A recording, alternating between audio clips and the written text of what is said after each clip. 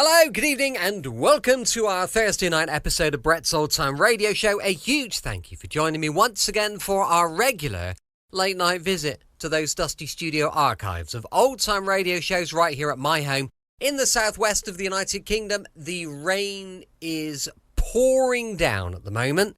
It's supposed to be nice tomorrow and Saturday, so I don't know what's going to happen, but it's supposed to be nice for the weekend. I just thought I'd share that with you because I had a sneaky suspicion you were concerned about what the weather was going to be like here where I am. Pop down for a coffee if you want. We've got no big plans for the weekend. I'm Brett. I'm your host for our Nighttime Podcast. Welcome to another episode. I've got Facebook, Instagram, YouTube and TikTok. They're all called Brett's Old Time Radio Show. If you would like to give us a little mention or give us a thumbs up, we'd really appreciate it. Now, this afternoon, I've been very busy working on a little project. It's an image. I'm doing it for my dad's birthday. It's my dad's 80th on the 11th of September. And I'm doing him a nice big picture. And he loves beer in Devon. Because of that, I thought I'm gonna do a nice image for him of beer. But over the top, I've written a lovely little poem. And I thought I'm going to do my poem on there, put a little image together, get it all mounted, print it on nice paper. Thought that'd be lovely. How nice does that sound? So I'll try and show you a picture of it when I've done it. Don't forget we've got a book for sale on Amazon. It's called Danger in the Spanish Sun. You can search on Amazon for Brett Orchard and up I will pop and you'll find all my books on there. With it being a Thursday, it's Secrets of Scotland Yard. This one is called Witchcraft Law.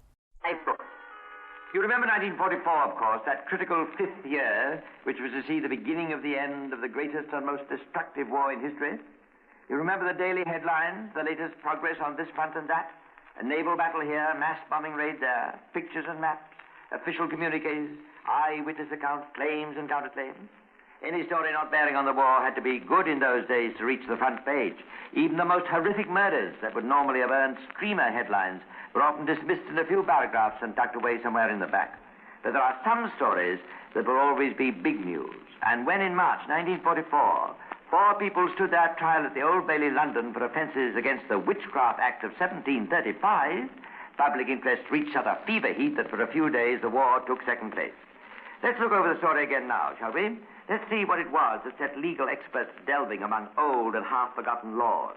Finally, to unearth and invoke one which spoke darkly of such things as sorcery, enchantment, and conjuration.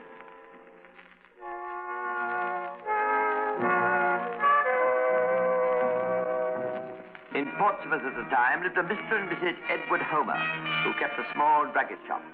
Over it was a room registered as the Master Temple Psychic Center, for Mr. and Mrs. Homer were spiritualists. That is to say, they believe not only, as most of us do, that human beings have souls or spirits which survive the death of the body, but also that these spirits can and do communicate with the living through mediums.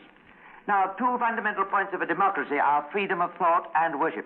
Far be it from me to question the validity of spiritualism, nor it can be fairly said was this ever the purpose of the prosecution, which had but one aim, to drive home such everyday crimes as conspiracy, false pretenses, intent to defraud, and public mischief.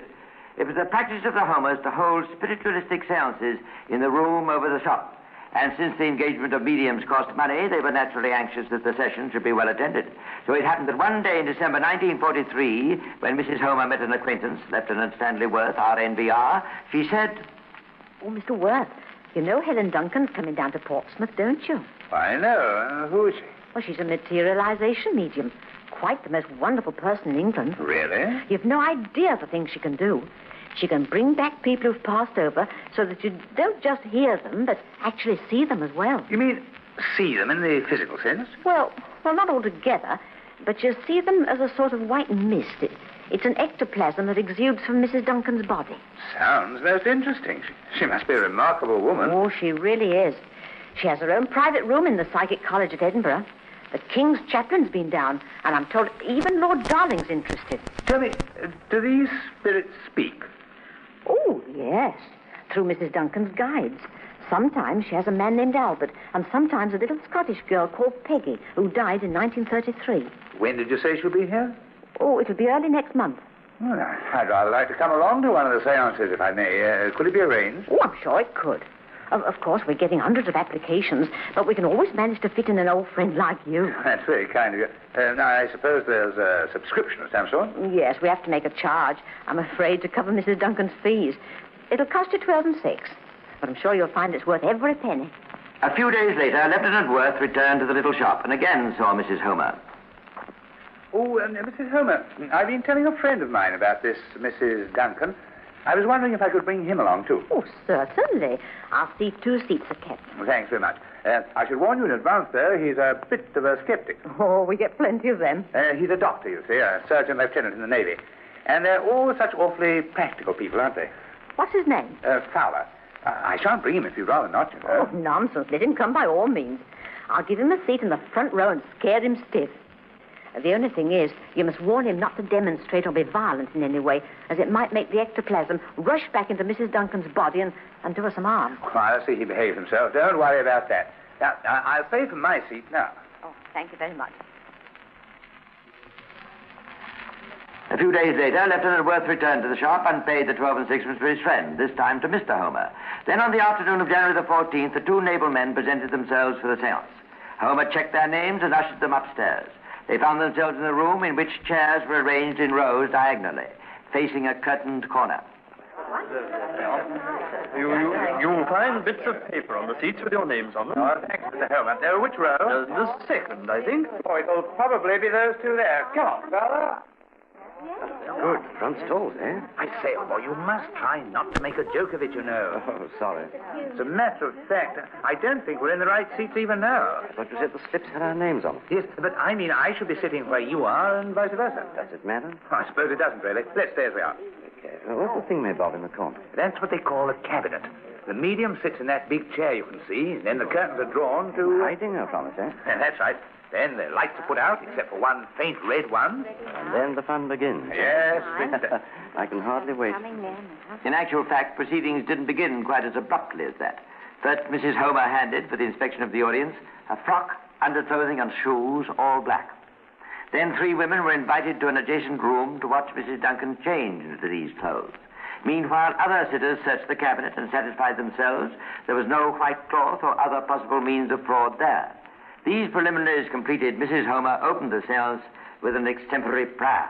Then the audience joined in the Lord's Prayer, after which, rather surprisingly, they sang that popular number, South of the Border, which it appears was a favorite tune of Mrs. Duncan's spirit guide, Albert. And now the medium herself appeared, clad all in black. She sat in the cabinet, the curtains were drawn, the lights were dimmed, and the audience sat tense and hushed. How do you do? It sounds like Albert. It is, too. Look. Good Lord. What's that white stuff floating in the air? That's Albert's ectoplasm. Hello, Albert. I must say, it's nice to see so many familiar faces present. Well, now, I have here a lady who passed over with some trouble in the lower part of the body. Would somebody please call her up? Come on, don't be nervous. It's for the gentleman on Mr. Homer's right. That'd be you, wouldn't it? Me? Yes. But I... Oh, I'm sure it must be for you. Go on. Answer. Ask who she is. Well, all right, then. Who are you? That's the voice. That's the gentleman, all right. Will you come out, please? Look. Who are you? Are you my aunt? Yes.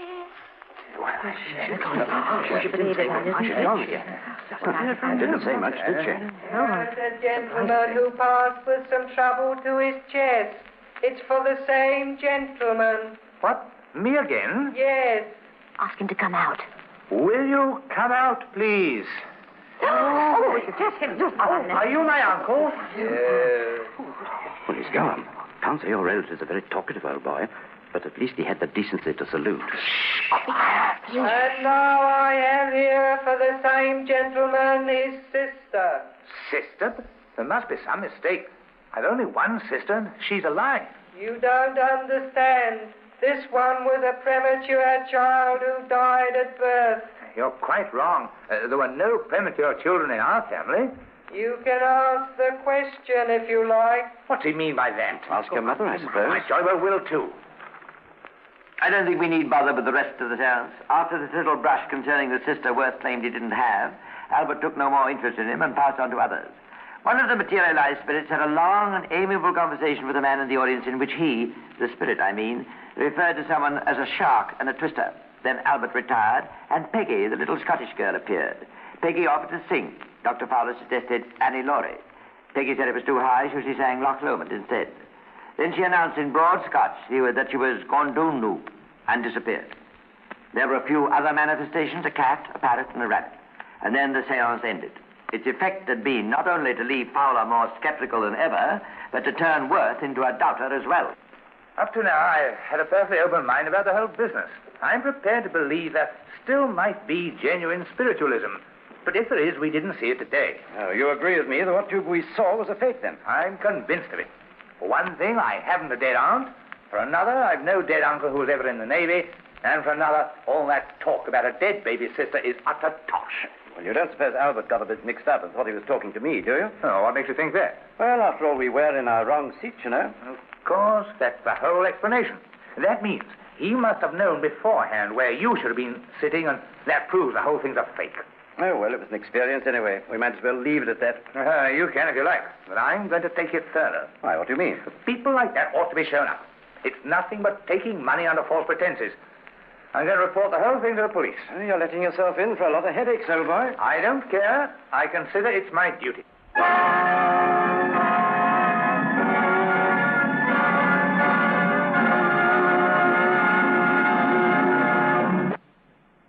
Blew the gaff, as it were, to Detective Inspector Ford of Portsmouth City Police. And he was very definitely interested. Look, Inspector, don't take my word for it. I'm going to send a man along to see for himself. That's exactly what I intend to do, Mr. Worth. And I want you to take him as your guest. Me? Yes, in that way he'll be much less likely to create suspicion than if he went along by himself as a stranger. I see your point. Then you'll do it? Well, I can't say it's a job I relish, but as I started all this, I suppose it's up to me to see it through. Splendid. Now, say nothing to anyone in the meantime, but come back here tomorrow and we'll have all the details worked out. Police plans were carefully laid. There was to be another seance on the following Wednesday, January the 19th. Worth booked 2 seats, and when he arrived, he was accompanied by War Reserve Constable Cross. Worth paid 25 shillings to Mrs. Homer, who, as before, ushered them upstairs to their seats. Both men knew exactly what they had to do. At a favorable opportunity, Cross was to rush forward and try to grab the floating ectoplasm. At the same time, Worth was to flash on a powerful torch he carried, secreted. Then Cross was to blow his whistle. Inspector Ford and other police were to enter the premises, and arrests were to be made. The seance began, as the other had, with the preliminaries of inspecting the cabinet, supervising Mrs. Duncan's dressing, and the usual prayers. Then Mrs. Duncan entered the cabinet, the curtains were drawn, the lights were dimmed to a faint glimmer, and a moment later a wisp of white appeared. How do you do? Well, here we are again. Now, the first one I have with me tonight is a lady who passed away some years ago. Can't you tell us more, Albert? No, I'm afraid not. Will somebody please try to identify her? She's carrying a baby, I can tell you that much. Oh, that must be my mum. She died when I was a nipper. Well, ask her then. Well, what'll I say? Say, who are you? Is that you, Mother? Who are you? Is that you, Mother? Ah, that's the voice. Yes, I'm your mother. Look, I can see the baby. Oh, I can't. I can. It's as plain as everything. Not a very satisfactory beginning, perhaps. Still, the seance went on. Albert continued to act as go-between, and 2 more spirits appeared, talking in ghostly whispers and floating before the astonished audience in the form of ectoplasm. Then, as a third wisp of white emerged from the cabinet, Worth felt a nudge, and he knew the time had come. Now. Hey, who are you shouting here? Got you! For heaven's sake, man, sign your torch! Sorry.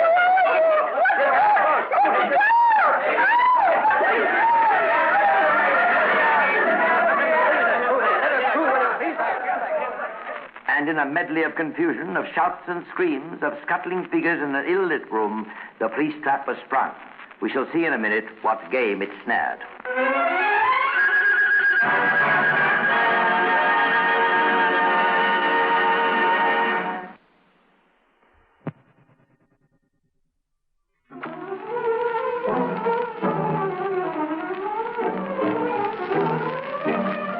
With women screaming and a police whistle shrilling, the Master Temple Psychic Center had never known such a lively moment, even during the most dramatic seance. Constable Cross found himself wrestling with a very substantial piece of ectoplasm, which in the light of Lieutenant Worth's torch was revealed as Mrs. Duncan. As to what happened next, perhaps we'd better jump forward and let Worth describe it as he did later in court. When I flashed on the torch, I saw Mrs. Duncan trying to get rid of a piece of white material which she was trying to throw onto the floor. What sort of material? Oh, it looked like flimsy cloth. I should say about 2 or 3 yards of it. What happened then? As I went forward to assist Cross, someone knocked down my torch and I saw the cloth fall to the floor in a little heap. Did your torch go out? Oh, no. It focused away from the scene. As I brought it back, Cross was trying to grasp the cloth and someone pulled it into the audience. Cross said, did you get the cloth? And I said, no, it's gone. And Mrs. Duncan said, of course it's gone. It had to go somewhere. She didn't deny it was a cloth. Oh, no. What then? I saw Mrs. Duncan in her bare feet trying to get her shoes on. Soon after that, she started screaming and yelling that she was ill and wanted a doctor, and then the police came. There was, of course, a great deal of protestation and many angry words.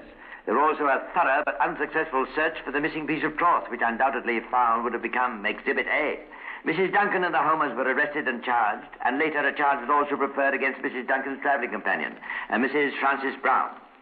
The next step was that the Director of Public Prosecutions instructed Mr. John Maud, K.C., and Mr. Henry Elam to draft an indictment of the 4. This, it appears, was quite a problem. Declaration 24, Section 4.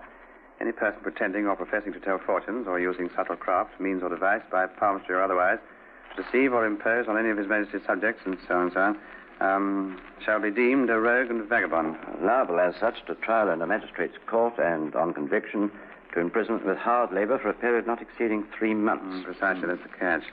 I think this case is far too serious to be dealt with summarily, don't you? Oh, I quite agree, of course. Of course, we could make it a straight charge of obtaining money by false pretenses. I foresee difficulties there, too, I'm afraid. We have to satisfy the jury that Worth parted with his money because of a specific pretense, known by the accused to be false, that Mrs. Duncan was in a position to materialize spirits. Whereupon the defense might simply retort, not at all. The money was merely passed as the price of admission to a seance at which anything or nothing might happen. Quite. No, we'll have to do something better than that, I think. Yeah, quite a problem, isn't it? There is, of course, the Witchcraft Act. Witchcraft Act? You know, 1735. More or less in the discard these days, of course, but... Here, hand me that book like a good fellow, will you? Oh, thanks. Sections 3 and 4 are the relevant ones, I think. Where are we now? Yes, here we are. Any person who may pretend to exercise or use any kind of witchcraft, sorcery, enchantment, or conjuration shall be liable on conviction to a year's imprisonment. How's that? It certainly seems to answer the purpose. But it's a little, unconventional in this day and age, isn't it? How will people react? My dear fellow, we're not concerned with how people react. Our job is to see that an indictment's prepared which will offer the defense no possible loophole. And it's my belief this is the way we can do it best. So the half-forgotten Witchcraft Act was invoked, and 7 separate charges were formulated against the 4 prisoners. Until this time, the case had excited little public interest. Now it's soared into the headlines of the radio news sessions, to be avidly discussed every evening in millions of homes. The many spiritualists in England rallied solidly behind the defense, and on the morning of March the 23rd, there was a huge queue waiting for admission to the bomb-blitzed Old Bailey. After pleas of not guilty had been entered for the defense, Mr. Maud opened for the Crown. In the first 2 counts of this indictment, the Witchcraft Act has been used. But I want to make it abundantly clear at the outset that this prosecution is in no way connected with witchcraft. It is in no way aimed at the honest beliefs, whatever they may be, of any man or woman. What it is aimed at is something quite different. It is aimed at just ordinary, common fraud. Mr. Maud then told in detail the story of the 2 seances Worth had attended and of the arrest of the prisoners. And he ended his address. And there, ladies and gentlemen, you have the full paraphernalia for fraud. The dark room, the little red light, the 2 voices of Albert and Peggy. You have the traditional ghost appearing between the curtains, the constant prompting of the Homers, the ectoplasm which felt like butter muslin, the prayers, the premature child, the aunt who was not dead. That is the picture of fraud. One does not want to discourage seekers after truth. Our task is to turn a light on what happened in that little room in Port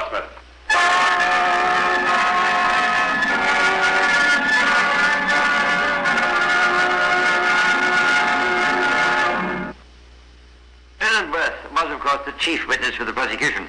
He told his story straightforwardly and lucidly and stood up well to the cross-examination by Mr. Loseby for the defense. Then followed a stream of witnesses. Worth, Dr. Friend, Father, some people who had been present at the seances, Constable Cross, and finally Detective Inspector Ford. Then, in his opening address for the defense, Mr. Loseby startled the court with an unusual offer. If it be true that Mrs. Duncan is a materialization medium, it means there is a spirit world near her at this moment. If she has got a guide, he will be with her now, probably trying to help her. If she be a person through whom spirit forms can, under certain circumstances, materialize, she might show them here. Members of the jury, I suggest that you ask my lord if you might be allowed to see, and possibly you might hear the voice of her guide for yourselves. And you will then be able to judge whether it was hers or a different voice. In other words, ladies and gentlemen, I propose a test seance, with doctors present and precautions taken to prevent fraud. Mr. Loseby's offer was not permitted by the court, which seems a pity. He declined to call Mrs. Duncan as a witness on the ground that during the seances she'd been in a trance and knew nothing of what was going on, and so her part of the trial remained a particularly passive one. Indeed, of the 4 prisoners, only Ernest Homer went into the box. From him were elicited several interesting facts regarding the financial side of Mrs. Duncan's visit to Plymouth. So Mrs. Duncan received £104 for what amounted to 6 days' work? That's right. And when you paid her, what surplus was there? £30, 18 and 9. What happened to that? It was given to charities. Was any given to charities before the police raid on the 19th? No, sir. Hints that the prosecution might possess certain information about Mrs. Duncan's past were implied in other questions asked of Homer. Did you know that in 1931, Mrs. Duncan was investigated by certain scientists? No, sir. Hadn't you heard that she'd been investigated by the National Laboratory of Psychical Research at any time? Oh, yes, I heard that. And that she once came away from the investigation without the hallmark of anything having happened? No, sir. On the whole, though, it must be admitted, Homer emerged with little discredit from the cross-examination. Certainly he revealed himself as an extremely credulous man, but after all, that was the charge against him. Following Homer, the defense called a huge list of witnesses. Some who had attended the seances at Portsmouth, some who had had previous experience of Mrs. Duncan as a medium, and some who testified to the genuineness of spiritualism in general terms. One at least had his evidence widely featured in the newspapers. This was Harold Swaffer, the well-known journalist. Swaffer proved as provocative in the witness box as he usually is in print. He told, for instance, of a test seance to which Mrs. Duncan had submitted in 1932. I took along 4 magicians, 2 professionals and 2 doctors who were amateur magicians. Mrs. Duncan was tied by 40 yards of sash cord. She was handcuffed and her thumbs were tied tightly together with 8 yards of thread. This was done by a professional magician. Even then, the phenomena persisted. What phenomena, Mr. Swaffer? Spirit manifestations. And although it took 8 minutes to tie her up, she was freed without assistance in 3 minutes. Even Houdini couldn't do that. Was Houdini one of the magicians you took with you? No, sir. Who was Mrs. Duncan's guide on that occasion? Albert, my lord. The one who always acts for her. And these manifestations you speak of, what did they comprise? Ectoplasm, my lord.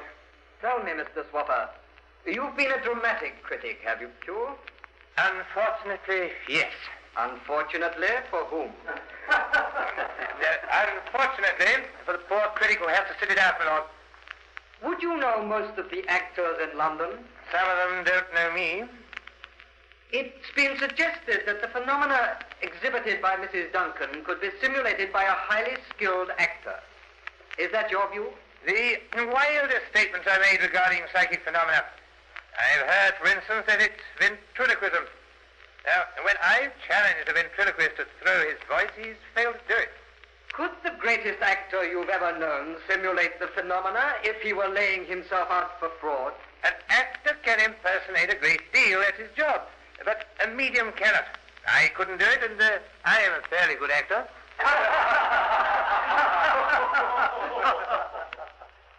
In cross-examination, Swaffer revealed some piquant facts about Mrs. Duncan's spirit guide, Albert, with whom he seemed to be on terms of some intimacy. What sort of a voice would you say Albert has? Well, it's altered. When I first heard it was Cockney. I've heard it described as an Australian voice. Would you say it was Australian? There are all kinds of Australian voices. There's Melba's, for instance. Let's leave Melba out of it. Which do you think it was most like? Oxford, Australian, Canadian, or Cockney? I don't remember. It was in 1932. Later in cross-examination, Smollett disclosed the interesting fact that he, too, had a spirit guide, an Egyptian named Darak Ahmed. Also, he asked, and was refused, permission to try to swallow a length of butter muslin to show that the regurgitation theory was all nonsense. After this lively interlude, the stream of witnesses continued, and the case had been going on for 6 days before the last of them stepped down. Once again, the defense offered to submit Mrs. Duncan to a test seance. The judge asked the jury if they desired it. They said they did not. Then came the final addresses, the summing up, the jury's retirement.